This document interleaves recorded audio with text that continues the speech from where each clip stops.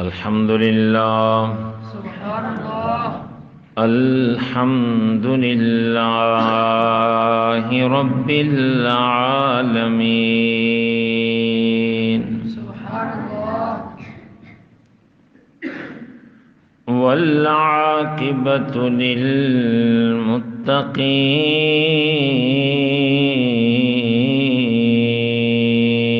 للمتقين سبحان الله والصلاة والسلام على سيد الأنبياء وخاتم النبيين سبحان الله أما بعد سبحان الله فأعوذ بالله من الشيطان الرجيم سبحان الله بسم الله الرحمن الرحيم سبحان الله اهدنا الصراط المستقيم صراط الذين أنعمت عليهم صدق الله وصدق رسوله النبي الكريم الأمين سبحان الله الصلاة والسلام عليك يا سيدي يا رسول الله وعلى آلك وأصحابك يا سيدي يا جد الحسن والحسين الصلاة والسلام عليك يا سيدي يا رسول الله وعلى آلك وأصحابك يا سيدي يا شفيع المذنبين.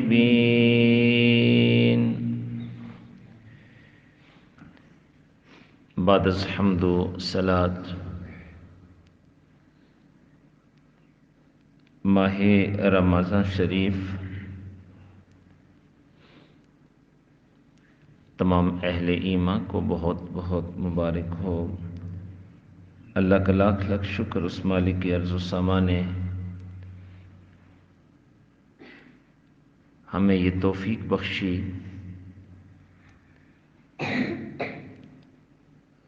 کہ ایک مرتبہ پھر یہ مبارک مہینہ ہمیں نصیب ہوا. زہ نصیب اللہ کریم ہمیں ایک ایک لمحے کی قدر کی توفیق عطا فرمائے. آمین اور پھر دوسری مبارک کہ آج حضور غوث پاک رضی اللہ تعالیٰ عنہ کا ولادت باسعادت کا دن بھی ہے. سبحان اللہ یکم رمضان المبارک.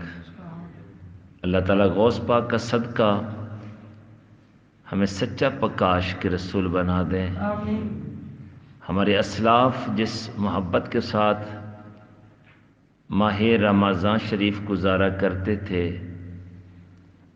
ہمیں بھی ان کے نقش قدم پہ چل کے وہ برکات سمیٹنے کی توفیق عطا فرما دیں. کریم آقا صلی اللہ تعالی علیہ وسلم کا فرمان پاک کا مفہوم ہے کہ ماہ رمضان شریف سال کا دل ہے. جب یہ درست رہا تو تمام سال درست. کچھ ایسے بھی شیطان ہوتے ہیں نا، شیطان تو بندہ ہوتا ہے لیکن وہ شیطان کا کام کرتے ہیں. تو ارشاد فرمایا جب یہ درست رہا تو تمام سال درست. ماہ رمضان شریف کی پہلی شب جب آتی ہے تو رحمت کے دروازے کھول دیے جاتے ہیں اور ایک روایت کے مطابق جنت کے دروازے کھول دیے جاتے ہیں، آسمانوں کے دروازے کھول دیے جاتے ہیں، جہنم کے دروازے بند ہو جاتے ہیں. یہ برکتیں کتنی زیادہ ہیں، اللہ اکبر.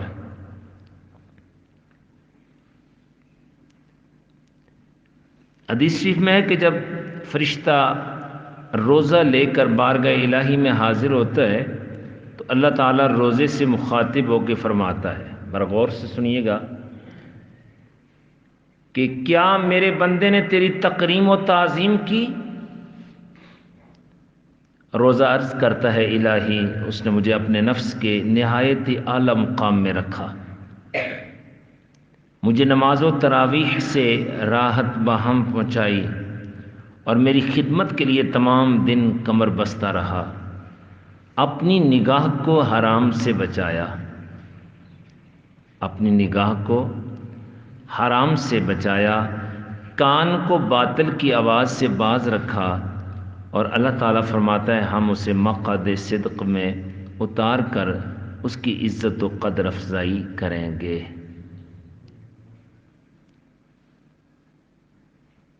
یاد رکھیے اس روایت کے پیش نظر روزہ اسی کا ہے کہ جو روزے میں احتساب کرے، اپنے آپ کو بدلے، اپنی عادات کو تبدیل کر دے۔ فقط کھانا پینا چھوڑ دینا یہ روزہ نہیں ہے۔ روزے کی حالت میں ایمان والا اپنے پورے جسم کو دیکھے، اپنے اعضاء کو دیکھے کہ کہیں روزے کی حالت میں کوئی میں گناہ کبیرہ تو نہیں کر رہا، اللہ تعالیٰ کی نافرمانی تو نہیں کر رہا، اور شریعت کی خلاف ورزی تو نہیں کر رہا۔ اگر ایسا ہے تو پھر وہ نام کا ہی ہے، اللہ معاف فرما دے۔ دوستان گرامی قدر، میرے غوث اعظم شہنشاہ بغداد رضی اللہ تعالیٰ عنہ آپ کی یکم رمضان المبارک ولادت باسعادت ہوتی ہے،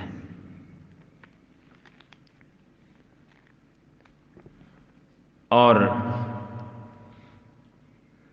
جس رات میرے غوث اعظم شہنشاہ بغداد رضی اللہ تعالیٰ عنہ کی ولادت ہوتی ہے،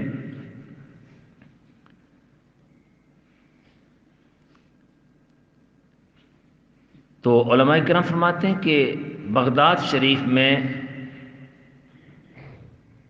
سب کے سب اس رات لڑکے پیدا ہوئے، اور مزے کی بات یہ کہ ان کی تعداد 1100 تھی، رب نے 11ویں اس طرح بنائی، اور وہ سارے کے سارے عام نہ رہے، ولی بنا دیے گئے۔ میرے غوث اعظم شہنشاہ بغداد رضی اللہ تعالیٰ عنہ پہلے دن سے ہی روزہ رکھنا شروع کر دیتے ہیں۔ آپ کی والدہ ماجدہ آپ کو دودھ پلانے کی کوشش کرتی ہیں، لیکن آپ پورا دن دودھ نہیں نوش فرماتے۔ جب افطاری کا وقت آتا ہے نا، اس وقت آپ دودھ پیش فرماتی ہیں تو آپ دودھ مبارکہ نوش فرما لیتے ہیں۔ دوسرا دن، تیسرا دن، اور یہ بات مشہور ہو گئی کہ سیدوں کے گھر میں ایک ایسا بچہ پیدا ہوا ہے جو پیدا ہوتے ہی روزے رکھ رہا ہے۔ غوث پاک تو پیدا ہوتے ہی روزے رکھیں، اور غوث پاک کا لنگر کھانے والے سستی کر دیں۔ کچھ ایسے ہوتے ہیں، اللہ معاف فرما دے، اللہ شرم و حیا عطا فرمائے۔ اب پورا مہینہ سرکار غوث پاک روزے رکھ رہے ہیں، اور حیرت کی بات یہ کہ جب 29ویں کی شام تھی نا، تو آسمان پر بادل چھا گئے۔ اب لوگ پریشان کہ صبح عید ہوگی یا نہ ہوگی۔ اس وقت تو آج کل کی یہ جدید آلات تو نہیں تھے نا، چاند دیکھ کر ہی عید کی جاتی تھی۔ تو کچھ سیانے لوگ کہنے لگے فکر نہ کرو، تم ایسا کرنا کہ سید ابو صالح موسیٰ جنگی دوست علیہ رحمہ، سرکار غوث پاک کے والد ماجد، ان کے گھر میں آ جانا۔ ان کے بیٹے عبد القادر نے اگر دودھ پیا تو سمجھ لینا کہ آج عید ہے، نہ دودھ پیا تو سمجھ لینا آج 30واں روزہ ہے۔ تو سرکار غوث پاک رضی اللہ تعالیٰ عنہ اس عظیم مقام پہ فائز کہ قدمی حاذہ علی رقبۃ کل ولی اللہ، میرا یہ قدم ہر ولی کی گردن پر ہے، قیامت تک کے لیے اس وقت تک کوئی ولی بن سکتا نہیں جب تک کہ سرکار غوث پاک کے قدم کو نہ مان لے، آپ کی قدم کی مہر نہ لگ جائے۔ تو اللہ تعالیٰ ان کے صدقے ہمیں رمضان شریف کی ایک ایک لمحے کی قدر کی توفیق عطا فرمائے۔ بس یہ عزم کر لیجئے گا کہ اس ماہ مکرم میں ہم نے کثرت کے ساتھ نیکیاں کمانی ہیں، ہر نماز باجماعت ادا کرنی ہے اور اوروں کو بھی دعوت دینی ہے، اور پھر جب یہ برکتیں ہوں گی تو یقیناً دارین کی ہمیں عزتیں نصیب ہو جائیں گی۔ آج کی حدیث پاک سرکار دو عالم صلی اللہ علیہ وسلم کا فرمان پاک کا مفہوم ہے کہ لوگوں کو ان کے مرتبوں میں اتارو، یعنی ہر ایک کا مرتبہ نگاہ میں رکھو اور حسب مرتبہ معاملہ کرو۔ والد کا مقام، پیر و مرشد کا مقام، سادات کا مقام، جس کو جو مقام عروج ملا ہے نا اس کو نگاہ میں رکھے گا بندہ تو یقیناً یہ نسبتیں برقرار رہیں گی، ادب برقرار رہے گا تو ہمیں کامیابی نصیب ہوگی۔ اللہ تعالیٰ جل شانہ سرکار غوث پاک کا صدقہ ہمیں ماہ رمضان شریف اس انداز میں گزارنے کی توفیق عطا فرمائے جس طرح ہمارے اسلاف اور نبی رحمت صلی اللہ علیہ وسلم ماہ رمضان شریف گزارا کرتے تھے۔ اللہ کریم ماہ رمضان شریف میں ہم سب کے لیے بخشش فرما دیں، پوری امت مسلمہ کے لیے اتفاق و اتحاد کا یہ مہینہ بنا دیں، آمین۔ وما توفیقی